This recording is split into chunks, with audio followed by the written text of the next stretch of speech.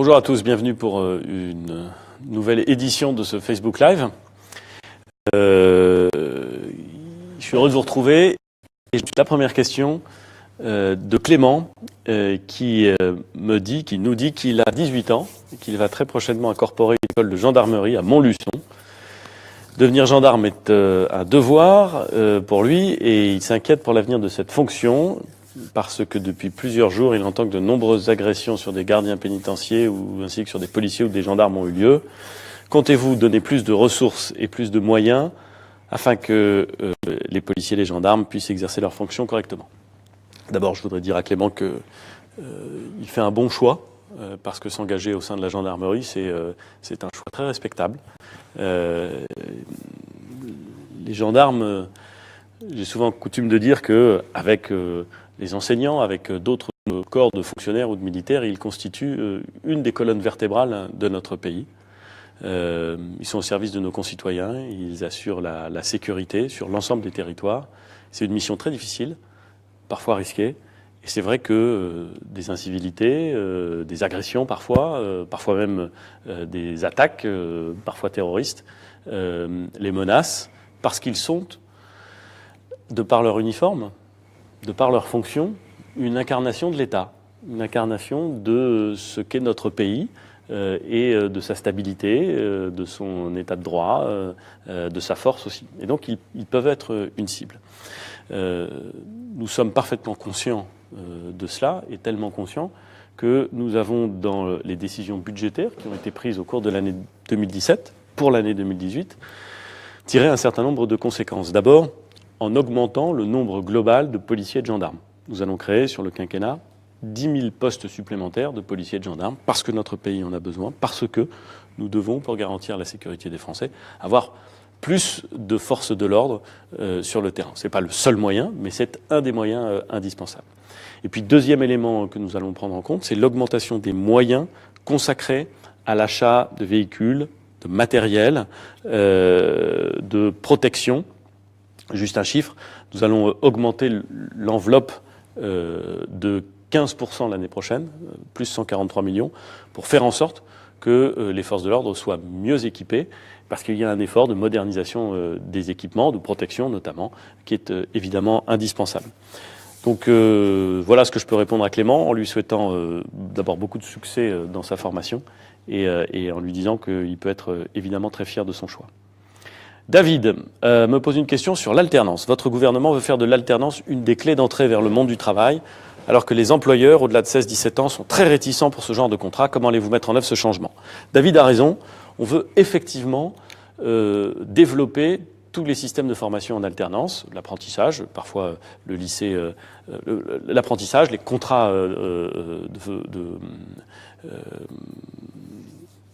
pardon, j'ai oublié le terme. Parce qu'on pense que c'est probablement la meilleure voie pour accéder à un emploi. On est en France dans une situation qui est un peu particulière. C'est que depuis des années, les responsables publics disent l'apprentissage c'est vachement bien, il faut le développer. N'empêche que depuis des années, le nombre d'apprentis a plutôt tendance à diminuer. Et la perception de l'apprentissage n'est pas excellente dans notre pays. On a tous en tête des anecdotes de gens disant « oh là là, l'apprentissage ».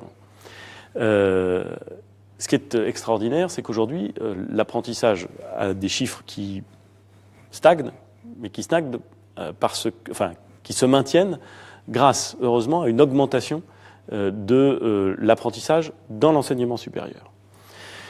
Il faut dire les choses très clairement. Nous pensons que c'est probablement une des meilleures voies d'accès à des métiers et à un emploi stable et durable, l'apprentissage. Donc on veut le développer. 2, si on veut le développer, il y a plein de choses à changer. Il y a notamment plein de choses à changer en matière de statut des apprentis, en matière de droit du travail applicable aux apprentis, en matière de valorisation du maître d'apprentissage, parce qu'un apprenti, c'est rien s'il n'y a pas quelqu'un qui vient lui apprendre des choses. Il faut donc essayer de développer cette relation et valoriser le maître d'apprentissage. Il faut que la définition des formations soit plus rapide, plus souple, plus adaptée à la réalité professionnelle aussi. On est en pleine discussion, on a lancé une grande négociation avec les régions, avec les organisations syndicales et patronales, pour essayer de définir un meilleur système qui permettra de favoriser l'apprentissage. Et ça exige de réfléchir sur tous les aspects de l'apprentissage. Je l'ai dit, le statut de l'apprenti, sa rémunération, le statut du maître d'apprentissage, l'information et l'orientation. Parce que il faut qu'on explique ce que sont ces métiers, il faut qu'on explique quelle est la valeur, quel est l'intérêt du recours à l'apprentissage à ceux des élèves qui, au collège ou au lycée, sont susceptibles de se poser la question de savoir s'il faut y aller ou pas. Et puis, il faut réorganiser un petit peu avec les organisations syndicales et patronales, avec les branches notamment, les branches professionnelles, et avec les régions, les circuits de financement, les circuits d'organisation du dispositif. C'est une négociation qui est en cours, qui se passe bien. Ça ne veut pas dire qu'il n'y a pas des points de désaccord, mais ça se passe bien parce que je crois que tout le monde a envie d'avancer et qu'il y a un consensus finalement assez fort dans notre pays sur le fait qu'on peut développer l'apprentissage. Et pour répondre peut-être encore plus spécifiquement à la question de David, je ne suis pas sûr que les employeurs soient réticents à utiliser, à avoir recours à la formation d'alternance ou à l'apprentissage. Il y en a sans doute qui hésitent, mais il y en a beaucoup qui ont l'habitude et qui savent que ça se passe bien. Je pense qu'il y a des choses qu'on peut régler et sur lesquelles on peut très fortement s'améliorer. Je voudrais en prendre un exemple. Souvent, quand la relation entre l'employeur et l'apprenti se passe mal, ce qui peut arriver parce que c'était pas un bon choix de la part de l'apprenti qui se rend compte en fait que travailler dans ce secteur ça l'intéresse pas et que ça va pas marcher, ou parce que ça se passe mal entre les deux personnes, c'est très compliqué de rompre le contrat. On est dans l'application du travail, du droit du travail, et du coup, ça crée une expérience très mauvaise pour l'employeur. Et moi, je crois qu'il y a des dispositifs, je crois que ça se fait dans les Hauts-de-France, Xavier Bertrand me l'avait expliqué un jour, je crois que ça se passe aussi en Alsace en vertu d'un droit spécifique. On pourrait imaginer que quand ça se passe pas bien, le statut de l'apprenti est préservé et on a une organisation qui permette de lui proposer ailleurs, très rapidement, sans perdre de temps et sans qu'il perde son statut et son droit à la formation, un autre stage, un autre contrat d'apprentissage, dans une autre entreprise. Et ça, c'est le genre de réponse pratique qui, à mon avis, change très fortement la donne parce que ça permet à l'employeur de savoir que très simplement, il va pouvoir régler une situation s'il y a un problème. Et ça préserve évidemment, parce que c'est indispensable, les droits et les intérêts de l'apprenti. Donc il faut y aller, il faut qu'on change le dispositif. On aura l'occasion d'avancer là-dessus au cours du premier trimestre de l'année qui vient. Et j'espère qu'on saura collectivement changer l'apprentissage en France pour qu'il soit une voie royale de l'accès à l'emploi, de la formation et de l'accès à l'emploi, et pour que ça fonctionne très bien. Alain me pose la question de savoir s'il serait possible d'améliorer la progressivité de l'impôt sur le revenu, puisque, nous dit-il, seulement un Français sur deux paie l'impôt sur le revenu. C'est vrai qu'il y a environ un Français sur deux qui paye l'impôt sur le revenu, parce qu'il se déclenche à un seuil qui est supérieur à la rémunération d'un Français sur deux. On a, je le dis très directement à Alain, on n'a pas l'intention de modifier les règles de l'impôt sur le revenu des personnes physiques au cours du quinquennat. Dans le passé, il y avait eu des mesures de gel des barèmes qui avaient fait entrer de plus en plus de Français dans l'impôt sur le revenu. Ça avait d'ailleurs suscité beaucoup de réactions et parfois d'agacement et de colère. Notre objectif n'est pas de transformer l'impôt sur le revenu. On a fait beaucoup de réformes fiscales. On a choisi de transformer un certain nombre d'impôts. On a choisi d'en réduire aussi un certain nombre. Mais sur l'impôt sur le revenu, on ne veut ni augmenter les taux. Il ne s'agit pas d'augmenter les taux, ni modifier les barèmes actuels. Ça ne fait pas partie des sujets qui sont les nôtres. Florian me dit on aura la réponse quand pour Notre-Dame-des-Landes? Bientôt, Florian. Bientôt. Je sais qu'il y a beaucoup d'attentes. C'est un dossier ancien. Il a été engagé, j'ai eu l'occasion de le dire dans une interview au Journal du Dimanche. Il a été engagé dans sa première forme, qui n'est plus la forme actuelle, mais quand même dans sa première forme en 1965, c'est-à-dire 5 ans avant ma naissance. Donc je comprends l'impatience, mais j'aurai l'occasion de faire des annonces sur la décision de l'État, et peut-être qu'après ces annonces, on pourra consacrer un Facebook Live à cette question de Notre-Dame-des-Landes pour essayer de répondre à toutes les questions qui se poseront. Stéphane me pose la question des documents administratifs. Il dit, au vu de la redondance des informations que que nous devons remplir sur les documents administratifs, ne serait-il pas possible de développer une plateforme unique interministérielle pour le partage des informations? Et il a raison, Stéphane. Il a parfaitement raison. Aujourd'hui, on a beaucoup de procédures administratives à respecter en France, beaucoup de formulaires à remplir, où très souvent, parce qu'on parle à tel service de l'État et ensuite à tel autre, on doit redonner notre identité, notre adresse, parfois notre numéro de sécurité sociale, parfois toute une série d'informations sur nos enfants.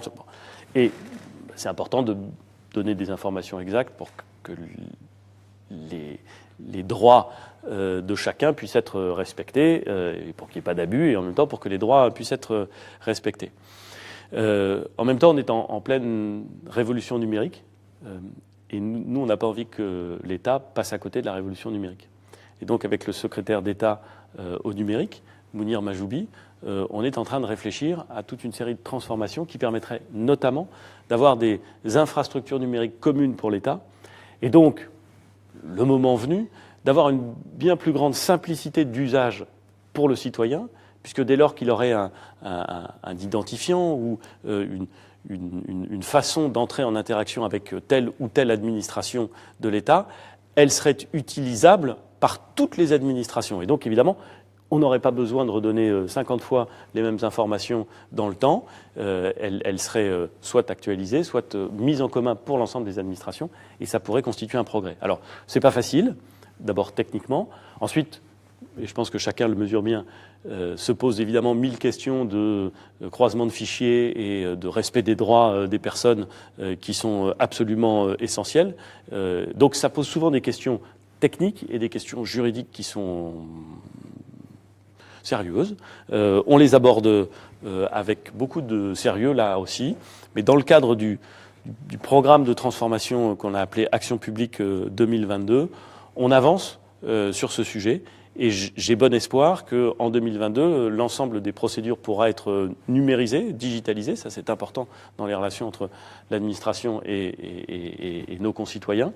Et puis peut-être aussi qu'on aura fait des pas décisifs dans la plus grande simplicité d'usage de l'administration par les administrés. On dit souvent que c'est un programme qui s'appelle « Dites-le nous une fois ». Et après tout, c'est vrai que si on peut le dire qu'une seule fois et pas avoir 50 fois à le répéter, ça n'est pas plus mal.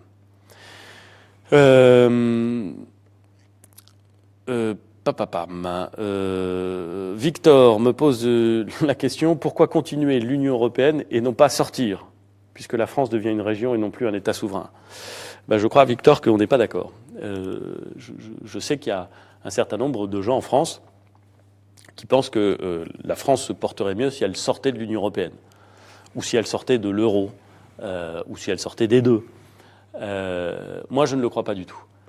Je pense que si nous avons fait l'Union européenne, c'était parce que nous avions besoin de stabiliser nos relations économiques, mais surtout politiques, avec l'Allemagne et avec nos voisins, parce que le continent européen a été pendant des années et des siècles marqué par des conflits incessants, et des conflits d'une violence et d'une brutalité que je n'ai pas besoin de rappeler ici. Et la façon de régler cette question, ça a été de se dire, créons un espace commun, avec des valeurs communes, avec des intérêts communs, avec un marché commun, pour faire en sorte que, au lieu de nous taper dessus, on puisse envisager une prospérité ensemble. C'est pas facile, d'ailleurs, rien n'a été facile dans la construction européenne, mais je suis absolument convaincu que c'est une exigence qui est encore d'actualité. Et puis, elle est d'autant plus d'actualité que le monde dans lequel on vit désormais, il est marqué par des très grands ensembles, extrêmement puissants, extrêmement ambitieux, très conscients de leurs forces et très conscients de la défense de leurs intérêts. Les États-Unis et le marché nord-américain dans une certaine mesure, la Chine bien entendu, la Russie aussi. Si on veut peser dans ce monde avec des grands poids lourds, il vaut mieux peser collectivement. Il vaut mieux que, dans toute la mesure du possible, on essaie de discuter avec ces grands ensembles en se fondant sur ce qu'est l'Union européenne, c'est-à-dire plus de 500 millions d'habitants, une des premières puissances économiques mondiales, un centre culturel, un centre politique qui est évidemment important. Et donc je ne crois pas du tout que la France se porterait mieux en sortant de l'Union européenne. On a un exemple, qui est l'exemple de la Grande-Bretagne. La Grande-Bretagne a pris la décision, qui est parfaitement respectable de sortir de l'Union européenne. Elle n'était pas rentrée dans l'euro, mais elle a décidé de sortir de l'Union européenne. Qu'observe-t-on depuis que la Grande-Bretagne a décidé de sortir de l'Union européenne? Pas que la Grande-Bretagne se porte mieux. Je pense même qu'à certains égards, elle se porte moins bien et que les difficultés du processus de sortie, que l'isolement qu'elle est susceptible de rencontrer lorsqu'elle sera sortie de l'Union européenne, ne constitueront pas du tout, mais alors pas du tout, un avantage. Donc voilà, Victor, nous ne sommes pas d'accord. Moi, je pense qu'il faut rester dans l'Union européenne et que ensuite, c'est pas parce qu'on y reste qu'il faut s'en satisfaire. On peut évidemment, comme d'ailleurs pour tout dispositif, essayer de l'améliorer. Il y a 1000 choses à améliorer dans l'Union européenne. On peut être plus ambitieux, on peut être plus solidaire, on peut être plus coordonné, on peut s'occuper de choses dont l'Europe ne s'occupe pas pour l'instant. On peut d'ailleurs demander à l'Europe de s'occuper à certains égards de moins de choses sur certains sujets. Le dispositif n'est pas fixe et de ce point de vue-là, le président de la République a fixé son orientation. Il a fait un grand discours à la Sorbonne qui a beaucoup impressionné à la fois dans le débat national mais à l'extérieur des frontières françaises. Et je pense que c'est important que la France compte dans l'Union européenne, qu'elle soit forte dans l'Union européenne. Ça veut dire que nous avons beaucoup de réformes à faire en France pour être forts et pour peser, pour être dans une situation de peser sur les décisions qui sont prises collectivement. Donc voilà, Victor. Acceptons l'idée que nous ne sommes pas d'accord là-dessus. Alix me dit « Bonsoir, pouvez-vous nous préciser ce que vous entendez par sélection pour l'entrée à la fac? Merci de votre réponse. » Mais j'entends rien par sélection pour l'entrée à la fac. C'est pas moi qui parle de sélection. Plus exactement, quand j'en parle, je dis que la situation actuelle est une situation où il y a de la sélection et où c'est de la mauvaise sélection. Alors je voudrais essayer de l'expliquer. J'espère que je vais être clair. D'abord, il y a des filières dans l'enseignement supérieur français qui, dès aujourd'hui, sont des filières sélectives. Quand vous voulez rentrer en classe préparatoire aux grandes écoles, il y a une sélection. Quand vous voulez rentrer en IUT, il y a une sélection. Il y a toute une série de formations où il y a une sélection à l'entrée. Ce n'est pas la majorité, mais ça existe. Et puis, il y a des formations où, dès lors qu'on a le baccalauréat, on a vocation à s'inscrire et on peut être accepté. Mais il y a parfois des cas dans lesquels il y a beaucoup plus, infiniment plus de demandes qu'il n'y a de places disponibles. Qu'est-ce qui se passait jusqu'à présent, et de façon croissante les dernières années? On tirait au sort. Qu'importe celui qui voulait absolument faire ça et celui qui se disait « tiens, je vais essayer sans savoir très bien », qu'importe celui qui s'était investi, non, on tirait au sort. Et le tirage au sort, qui est quand même, à mon avis, aussi une forme de très grande injustice, suffisait à affecter, parmi les formations, ceux qui avaient vocation à les suivre. Ça, c'était la première sélection par tirage au sort. Il y avait une deuxième sélection. C'est la sélection par l'échec. Elle est beaucoup plus insidieuse et elle n'est pas non plus satisfaisante.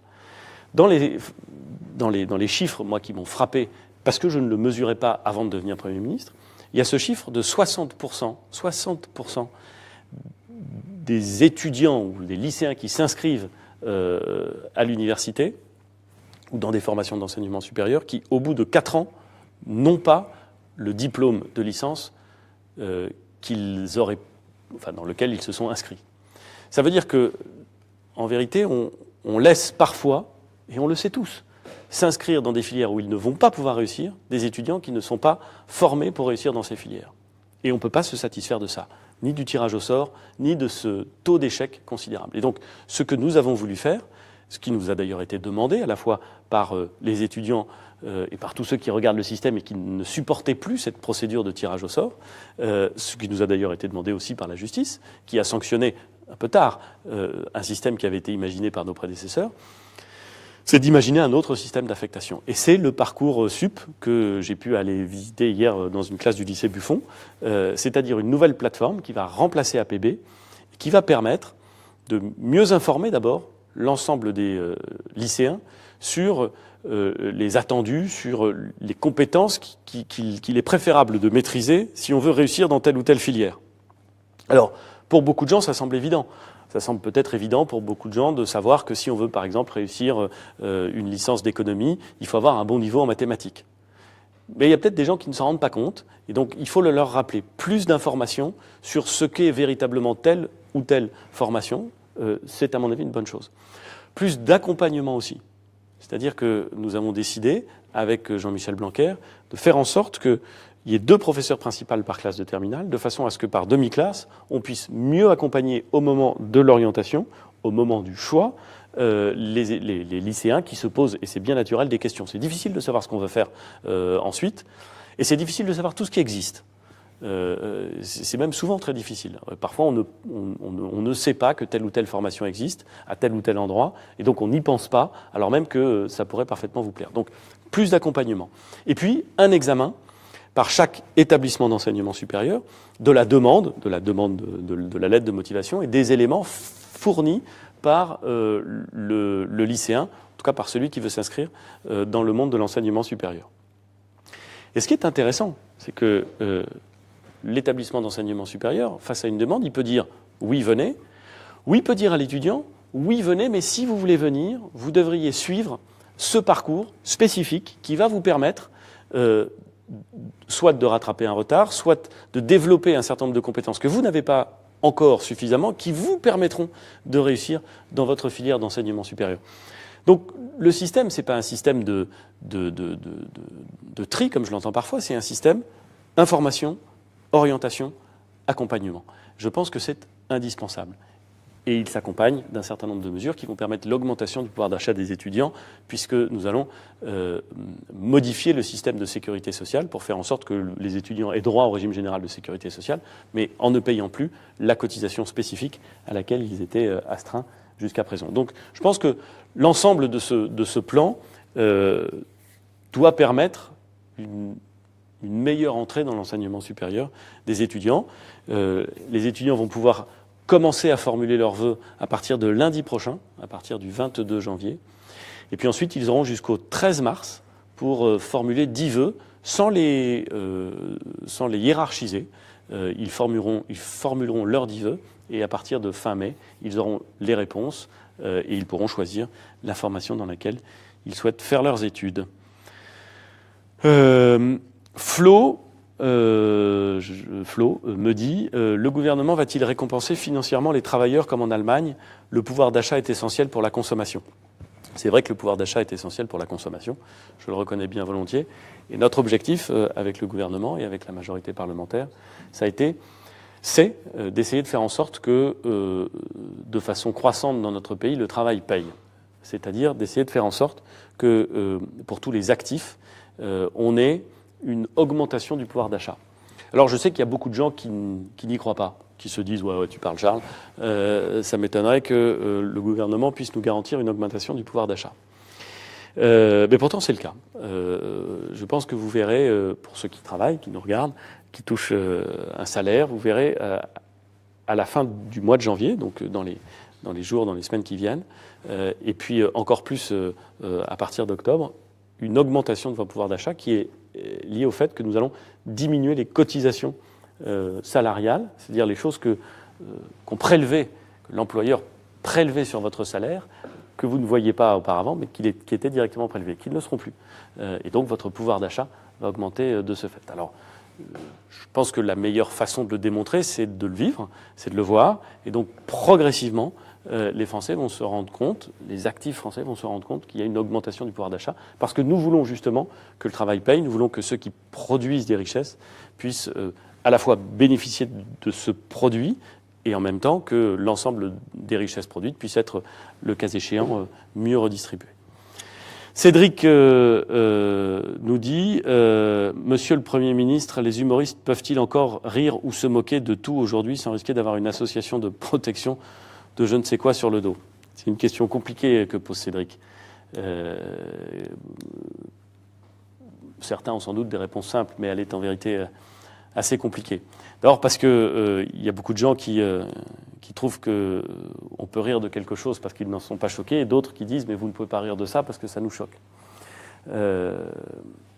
Au fond, moi je suis très attaché au droit de se moquer. Parce qu'il y a une forme d'insolence, il y a une forme d'humour français qui aime se moquer des institutions, aime se moquer des puissants, aime se moquer, aime rire. Bon, vous savez, voilà, moi, parce que j'ai une fonction politique, je fais l'objet de caricatures. parfois je les trouve drôles, parfois je les trouve moins drôles, mais parfois je les trouve très drôles quand elles concernent quelqu'un d'autre. Mais c'est la vie. Et donc, on devrait pouvoir des proches que j'aime énormément avaient une formule qui est une belle formule. Ils disaient on peut rire de tout, mais pas avec n'importe qui.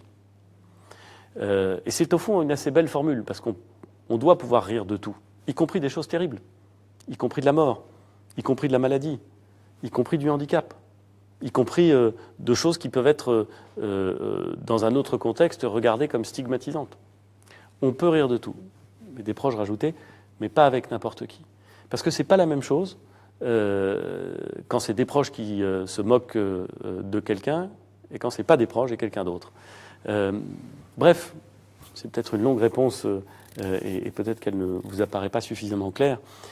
Mais je crois qu'il faut partir du principe qu'on a besoin de rire de tout, qu'il faut seulement respecter la loi, parce que la loi, c'est la limite à toute chose en matière d'expression, mais qu'il est préférable d'essayer de rire de tout. Mais je reconnais que c'est une question compliquée et que on est dans une société où la sensibilité, je dirais même le caractère épidermique des réactions est tel que parfois on a des polémiques qui partent immédiatement sur des blagues qui sont, alors après, pas toujours de bon goût, mais qui ne sont pas pensées, qui ne sont pas formulées comme des manifestes ou comme des provocations. Voilà. Donc il faut essayer de rester ouvert, mais c'est difficile. Norman me dit, monsieur, la France est coupée en deux, la province et Paris, et les provinciaux en ont marre de subir les lubies de la politique arrogante parisienne. C'est peut-être une formulation, comment dirais-je, un peu excessive de la part de Norman, mais enfin c'est la sienne, donc je la respecte. Moi aussi je suis provincial, Norman. J'ai été maire du Havre, et c'est une ville que j'aime beaucoup. Moi, contrairement à vous, je ne crois pas qu'on puisse parler et opposer Paris et la province. Ça a été longtemps le cas. Pendant très longtemps, il y avait en France, on disait même quelque chose de pire, on disait Paris et le désert français. Et donc on opposait cette espèce de grande région parisienne hyper dense, hyper riche, parfois hyper attractive, et puis le reste du territoire qui était pas aussi favorisé et parfois pas aussi équipé. C'est plus le cas aujourd'hui. D'abord parce que depuis la décentralisation, on a vu l'avènement de très grandes métropoles régionales. Et quand je vois Bordeaux, quand je vois Lille, quand je vois Lyon, quand je vois Nantes, quand je vois Toulouse, je vois des très grandes métropoles régionales qui ont rien à envier à Paris et qui d'ailleurs attirent une population considérable tous les ans, dont une bonne partie vient de la région parisienne. Donc je ne crois pas qu'on puisse simplement dire il y a Paris et le reste de la France. C'est pas vrai. Il y a des grandes métropoles qui sont souvent très dynamiques. Et puis c'est vrai qu'il y a une autre partie de la France, peut-être plus rurale, peut-être plus pas toujours rurale, mais moins favorisée, moins dynamique, mais parfois urbaine, des petites villes, des villes moyennes, qui elles souffrent et ont le sentiment d'être un peu sur le côté du chemin de la mondialisation et de la croissance. Il ne faut pas dénigrer ça, il faut le prendre très au sérieux parce que c'est un vrai sujet de cohésion des territoires, c'est un vrai sujet de cohésion nationale. C'est pas du tout facile de le régler, hein. Tous ceux qui ont à l'esprit qu'il suffirait d'un coup de baguette magique pour régler ce genre de problème se plantent complètement. C'est très difficile de faire en sorte que le différentiel de croissance n'écarte pas et ne creuse pas les écarts entre les territoires. Mais il faut quand même faire attention à ça. C'est ce qu'on essaie de faire. Par exemple, le secrétaire d'État à la cohésion des territoires, Julien de Normandie, a négocié un excellent accord avec les très grands opérateurs de télécom qui opèrent en France, de façon à faire disparaître rapidement désormais les zones blanches. Il y a énormément d'argent privé qui va être investi dans les 3 années qui viennent pour faire en sorte qu'on résorbe les zones blanches, c'est-à-dire ces parties du territoire français où la téléphonie passe très mal, la téléphonie mobile passe très mal. Ça, c'est un exemple de combat. Hein. On peut parler de combat, alors c'est pas un combat violent, mais de lutte politique pour faire en sorte que cette cohésion soit assurée et qu'on n'ait pas un décalage complet, même si c'est difficile, même si chacun a bien à l'esprit le fait que ça ne va pas être simple. Voilà, qu'est-ce que je pouvais vous raconter d'autre ? Dernière question, Didier, Monsieur le Premier ministre, quel est votre avis sur l'ouverture des bibliothèques le dimanche ? Eh ben, je dirais volontiers à Didier que j'y suis favorable. J'y suis tellement favorable que je l'ai fait quand j'étais au Havre. Alors, je ne l'ai pas fait dans toutes les bibliothèques du Havre, mais je m'étais engagé pendant la campagne municipale à faire en sorte que la bibliothèque centrale, qu'on était en train de rénover, soit ouverte le dimanche. Parce que ça peut être un lieu de destination le dimanche, parce qu'il y a beaucoup de gens qui peuvent avoir envie d'aller à la bibliothèque le dimanche, parce que c'est un lieu culturel important. Et quand je m'y suis engagé, j'avais la ferme intention de le faire. Ça a été un peu compliqué, notamment avec les agents municipaux, quand j'ai décidé effectivement de le rendre possible, parce que ça changeait l'organisation du travail, parce que ça pouvait susciter quelques contraintes pour certains. Donc il y a eu un petit peu de frottement, il y a eu quelques jours de grève. Et puis on a trouvé la façon d'organiser le travail au mieux pour faire en sorte que ce soit possible. La bibliothèque, qu'on appelle la bibliothèque Niemeyer, a été ouverte le dimanche, et c'est un succès considérable. Il y a un monde fou, ça marche bien. La consultation des livres a considérablement cru. J'y suis très favorable. Sur le fond, j'y suis très favorable. Évidemment, après, ça pose des questions de discussion sur l'organisation du travail, collectivité locale par collectivité locale. Je ne pense pas qu'on puisse décider d'un coup de baguette magique parisienne, ce qui nous permet de reboucler avec la question qui a été posée juste avant, qu'il doit en être ainsi. Mais je pense qu'il faut, et c'est d'ailleurs notre objectif, aider tous ceux qui voudront faire en sorte qu'une des bibliothèques d'une ville ou plusieurs bibliothèques d'une ville puissent être ouvertes le dimanche. Je pense que c'est une très bonne solution. Voilà, je vous remercie beaucoup pour ce Facebook Live, et je vous dis à la semaine prochaine. Merci.